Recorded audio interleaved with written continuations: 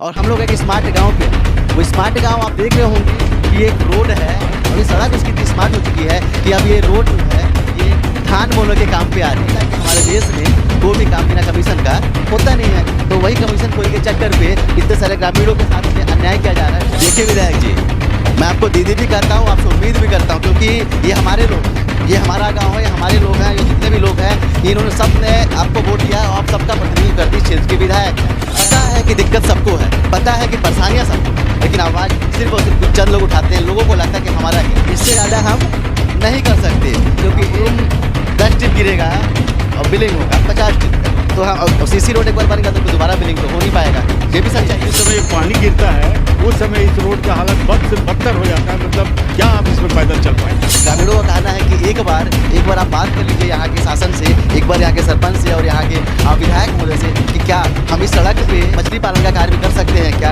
अगर हम इसमें मछली पालन का कार्य करते हैं तो किसी तरह की हमारे ऊपर फाइन या फिर कोई क्रिमिनल केस तो दर्ज नहीं किया जाएगा। देखिए, ये रोड अगर नहीं बना तो इस वर्ष के बाद हम लोग न सरपंच को वोट देंगे न विधायक को वोट देंगे, टोटल चुनाव का बहिष्कार करेंगे।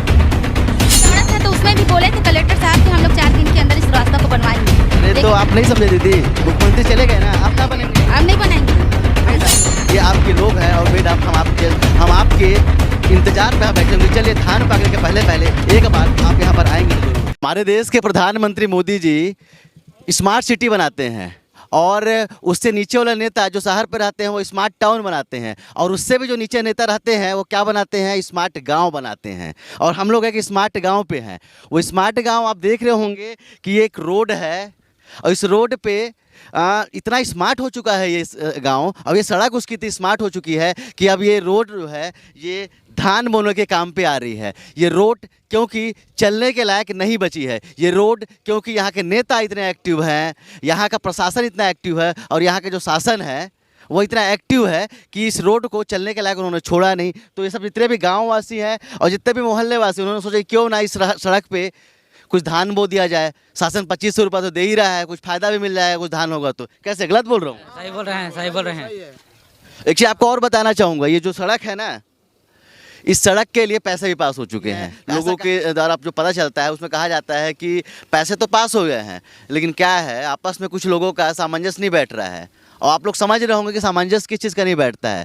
वो नहीं बैठता है कमीशन खोरी का, वो बैठता है कि 10% आप ले लो तो 20% आप ले लो। इस बात पे ना जितने भी मोहल्ले वाले हैं वो सबको परेशान किया जा रहा है, क्योंकि आपको पता है कि हमारे देश में कोई भी काम बिना कमीशन का होता नहीं है। तो वही कमीशन खोरी के चक्कर पे इतने सारे ग्रामीणों के साथ में अन्याय किया जा रहा है। और बता दूं कि जो रास्ता है बिल्कुल बिजी रास्ता है और इस पे हर दिन सैकड़ों की संख्या पे लोग जाते हैं, स्कूली बच्चे जाते हैं। एक स्कूली बच्ची भी देखिए यहाँ पे है जो जा नहीं पाई है स्कूल, क्योंकि ये रास्ता जो ये 3-4 किलोमीटर का जो रास्ता है ये इसकी हालत ये यही है, उसकी हालत यही है कि इसमें हम सिर्फ और सिर्फ धान बो सकते हैं।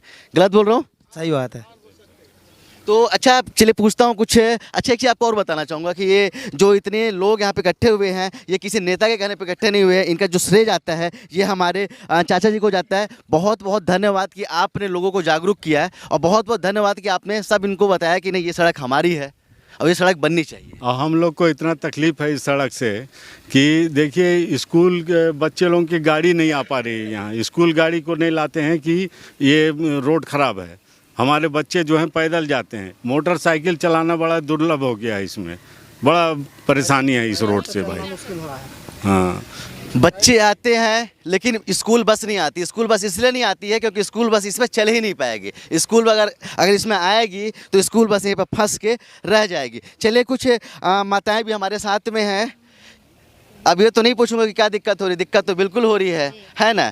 और आप यहाँ के जो नेता भी हैं वो भी ध्यान नहीं दे रहे हैं, है ना। तो अब धान कितने दिन तक बोएंगे आप लोग इस पे? जब तक ये रास्ता नहीं बनेगा तो हम लोग धाने बोएंगे इसमें।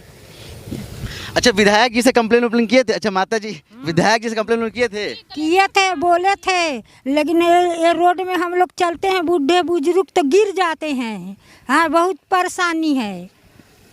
चलिए शायद ये दर्द नहीं समझ पाएंगे हमारे प्रदेश के नेता, और मतलब हमारे गांव के जो नेता हैं और विधायक महोदया एक दफ़े हमारे मोहल्ले में आई हाँ। तो उनको सभी मोहल्ले वाले बोले कि हम लोग को रोड से बहुत बहुत तकलीफ है। तो बोले एक दफ़े आप लोग मेरे को एप्लीकेशन दो, आवेदन दो। तो हम लोगों ने सबके मिल के साइन करके उनको भी आवेदन दिया हुआ है, लेकिन कुछ सुनाई नहीं हो रही है। देखिए विधायक जी, मैं आपको दीदी भी कहता हूँ, आपसे उम्मीद भी करता हूँ, क्योंकि ये हमारे लोग हैं, ये हमारा गांव है, ये हमारे लोग हैं, ये जितने भी लोग हैं इन्होंने सब ने आपको वोट दिया है और आप सबका प्रतिनिधित्व करती क्षेत्र के विधायक हैं। अगर आपने पैसा दिया है इस फंड के लिए और आपके नेता काम नहीं कर रहे हैं तो या तो विधायकों पर एक्शन लीजिए, या तो आप ये बताइए कि आपने पैसा दिया ही नहीं है। आपने इन सब लोगों की बातों को इग्नोर कर दिया है, इन सब बातों की कोई तवज्जो नहीं है। क्या लगता है विधायक जी, बात मानेंगे? आपकी बातों की वैल्यू है? पहले तो आप लोगों ने बोला था, अभी तक कुछ किए नहीं है। कुछ नहीं किए हैं, यहाँ रोड कीचड़ में फंसे हैं हम लोग। देखिए यहाँ पे ना जो एक युवा भी है, यहाँ पे बच्चे भी हैं और यहाँ पे बुजुर्ग भी हैं और यहाँ पे ऐसे कुछ गाड़ी वाले भी हैं जो कहीं शिद्दत से पार हो रहे हैं, गाड़ियाँ पार करा रहे हैं, जद्दोजहद कर रहे हैं सड़क पे, लेकिन चल सब रहे हैं, लेकिन आवाज़ सिर्फ कुछ चंद लोग उठाते हैं। पता है कि दिक्कत सबको है, पता है कि परेशानियाँ सबको हैं, लेकिन आवाज़ सिर्फ और सिर्फ कुछ चंद लोग उठाते हैं। लोगों को लगता है कि हमारा क्या, ये हमारा मोहल्ला तो है नहीं, ये हमारी सड़क तो है नहीं, हमें इसको जाना नहीं है। लेकिन जनाब बच्चे भी आपके जाते हैं और यहाँ पर रहने वाले लोग भी इसी गांव के लोग हैं, रहने वाले लोग भी इसी प्रदेश के लोग हैं। क्या कहना चाहते हैं हमारे क्षेत्र की विधायिका से आप? अरे अब उनसे बहुत उम्मीद किए थे, कागज़ भी बना के दिए थे पूरा हैं। अब बच्चे लोग अभी जो है स्कूल टाइम से नहीं पहुँच पाते, उनको वापस कर दिया जाता है, क्या करें। चलिए उम्मीद किए थे लेकिन उम्मीद पे खरी नहीं उतर पाए। हमारे प्रदेश की जो हमारे जो क्षेत्र की विधायिका में होता है दीदी, जो अंबिका दीदी है, वो खरी नहीं हो पाई हैं। शायद मेरी बातें जब उनके पास पहुंचेंगी तो उनको ज़रूर लगेगा कि हम कैसे बोल रहे हैं, किस लहजे में बोल रहे हैं। लेकिन ये बात मैं आपको बताना चाहूँगी, परेशानियाँ पूरे ग्रामीणों की है, ये परेशानियाँ ये भाई साहब की भी है, ये किसान है, और ये परेशानियाँ छोटे से बच्चे की भी है। मैं दिखाना चाहूँगा, देखिए आराम से ना आराम से बिठाना, क्योंकि आपको देखिए आपका कपड़ा भी गंदा हो सकता है। और देखिए नीचे से देखिए अभी भी कपड़े गंदे हो चुके हैं। तो ये जो रोड है ना तो बच्चों के लिए सही है, ना तो ये जो रोड है ना तो बुजुर्गों के लिए सही है, और ना ही युवाओं के लिए सही है। तो क्या लगता है सरपंच साहब से क्या उम्मीद है आपको? सरपंच साहब से बोले तो वो मुरुम गिरा दिए, अच्छा, बस, और बोले कि अब बस इससे ज़्यादा नहीं कर सकते हैं।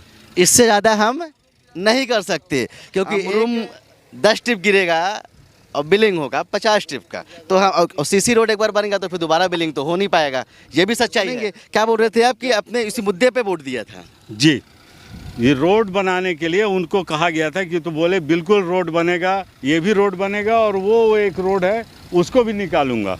अच्छा, इसी बात को लेके हम लोगों ने एकदम उन्हीं को एक तरफा वोट दिया और जिताया भी। चलिए, जिस समय पानी गिरता है उस समय इस रोड का हालत बद से बदतर हो जाता है, मतलब क्या आप इसमें पैदल चल पाएंगे। और एक चीज़ आपको बताना चाहूँगा, यहाँ के सरपंच को भी ग्रामीणों का जो कहना है, इसी मुद्दे पे वोट दिया गया था कि हम आपको वोट दे रहे हैं, आप हमारे लिए सड़क बनाइए। लेकिन बात वही है कि नेता हैं और नेताजी के वादे हैं जो हमेशा कहीं ना कहीं फेल होते हैं। कभी स्मार्ट सिटी के नाम पे, तो कभी स्मार्ट विलेज के नाम पे, तो कभी स्मार्ट टाउन के नाम पे। हमेशा सिर्फ हम जैसे लोगों को टैक्स के पैसों को लूटा जाता है। और मैं आपको बताता हूँ कि इस पंचायत पे इतने पैसे आते हैं कि किसी भी जगह पे इस पंचायत को पूरी तरह से स्मार्ट विलेज बनाया जा सकता है और हर जगह की सड़कों चकाचौंध और लाइट के साथ में बंदोबस्त व्यवस्था की जा सकती है। लेकिन कहीं ना कहीं जो कमीशन का खेल है वो विकास पे भारी पड़ता हुआ बिल्कुल नज़र आता है। चलिए, जब हम लोग यहाँ पर रोपा लगा रहे हैं इस खेत पे, तो कुछ सुझाव भी और बहुत अच्छे सुझाव यहाँ पर ग्रामीणों को द्वारा दिए गए हैं। ग्रामीणों का कहना है कि एक बार आप बात कर लीजिए यहाँ के शासन से, एक बार यहाँ के सरपंच से और यहाँ के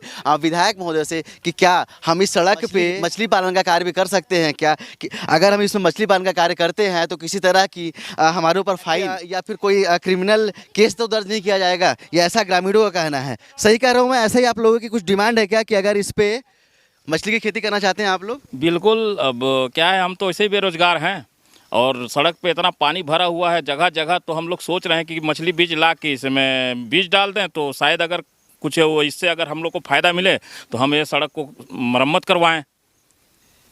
चलिए, एक पंथ और दो काज हो जाएगा, खाने के लिए मछली भी हो जाएगी और बेचने के लिए भी मछली हो जाएगी, ऐसा कहना है ग्रामीणों का।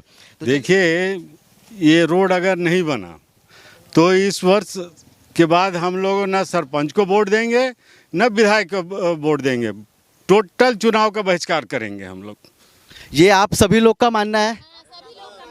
तो एक बार हाथ उठा के बोलिए कि हम सब इसके साथ हैं। सरपंच को वोट देंगे ना विधायक को वोट देंगे, ना कांग्रेस को वोट देंगे ना बीजेपी को वोट देंगे। नालियों को दौड़ा था तो उसमें भी बोले थे कलेक्टर साहब कि हम लोग 4 दिन के अंदर इस रास्ता को बनवाएंगे। अरे तो लेकिन आप नहीं समझे दीदी, मुख्यमंत्री चले गए ना, अब क्या बनेंगे? अब नहीं बनाएंगे, अब उनका दिन आ गया ना, लेकिन हम लोग समझते नहीं है। जब तक मुख्यमंत्री जी का आगमन था तो सड़क, मेन सड़कों को चकाचौंध किया जा रहा था, नालियों को साफ किया जा रहा था, सड़क पे झाड़ू लगाया जा रहा था, लाइट को सही किया जा रहा था। लेकिन जिस रूट से मुख्यमंत्री जी को जाना था, लेकिन अंदर की हालात तो अंदर है। बोलते हैं ना, हमारे छत्तीसगढ़ में बोला जाता है कि घर के हालात तो बहुरिया जानते हैं। और एक चीज़ और आपको बोलना चाहता हूँ, हमारे जो इस क्षेत्र के नेताजी लोग हैं कि देखिए जनाब, दिल टूटने का दर्द ही कुछ अलग होता है। इस दर्द को ये जनता समझ रही है और जो बातें यहाँ पर बोली जा रही हैं लोगों के द्वारा, वो कहीं ना कहीं वो उनका दर्द है जो उनकी जुबा पे आ रहा है। तो चलिए एक बार हम सब मिल के एक रोपा भी लगाएंगे यहाँ पे और विधायक जी को भेजेंगे भी, बताएंगे भी कि मैडम ये आपकी सड़क है, मैडम ये आपके लोग हैं, और मैडम हम आपके इंतजार पे यहाँ बैठे होंगे। चलिए, धान पकने के पहले पहले एक बार आप यहाँ पर आएंगे तो ज़रूर, धान पकने के पहले एक बार यहाँ पर आके आप हमारी समस्याओं को तो सुनेंगे ज़रूर, और पिछली बार की तरह इस बार धोखा तो नहीं मिलेगा। कैमरामैन उत्तम के साथ अब तक के लिए मैं सुनील शर्मा, जय